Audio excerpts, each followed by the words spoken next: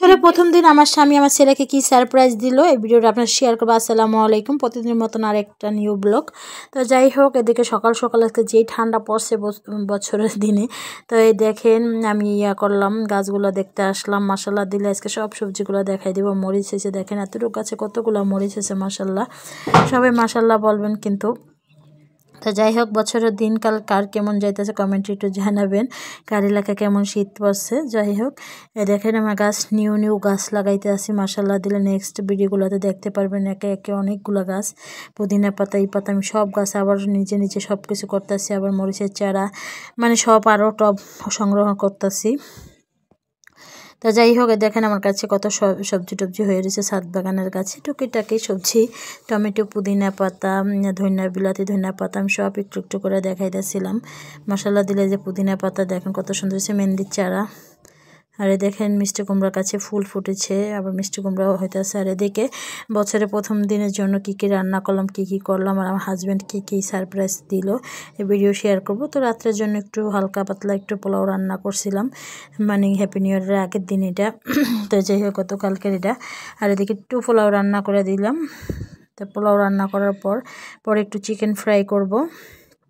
চিকেনগুলো একটু নিয়ে নিলাম, লেগ পিসগুলো। তো নেওয়ার পরে একটু চিকেন ফ্রাই করে নিব। দেখেন চিকেনগুলোর সাথে আমি সব কিছু মিক্সড করে নিতেছিলাম। তাই দেখেন কত সুন্দর করে মিক্স করতেছিলাম,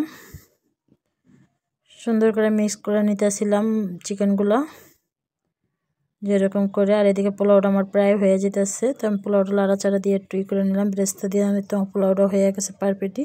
অল্প একটু পোলাও রান্না করলাম, যেহেতু রাত্রে ডিনারের জন্য আমরা মানুষ যেহেতু কম, এই জন্য পোলাও আমার হাজব্যান্ড তো খাইতেই চায় না। আর এদের চিকেন ফ্রাইগুলো করে নিব। তো দেখেন চিকেন ফ্রাইগুলো সুন্দর করে নিতেছিলাম। আজকে কোনো কিছু দিয়ে ভাজি না, এমনি ময় মশলা দিয়ে ভাজছি, কোনো আটা ময়দা কিছুই দিই, ভেষণে দিই একবার।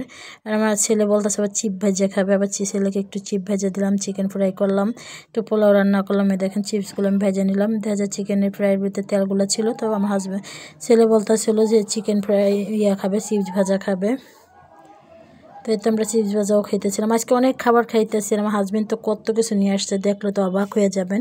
এত সারপ্রাইজ দিছে আমার ছেলেকে, একটা সবচেয়ে বড় সারপ্রাইজ দিছে পাখি, এই না কোয়েল পাখি, মানে দেখার পর তো আমরা অবাক হয়ে গেছি।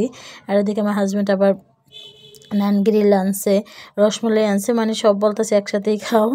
আর যেহেতু আমি বড় মেয়ে, মানে পরীক্ষা ভালো রেজাল্ট করছে, তো এই জন্য আবার বেশি করে খাবার আনছে। আজকে বলতেছে আজকে হ্যাপি নিউ ইয়ারের দিনে খাবার খাও।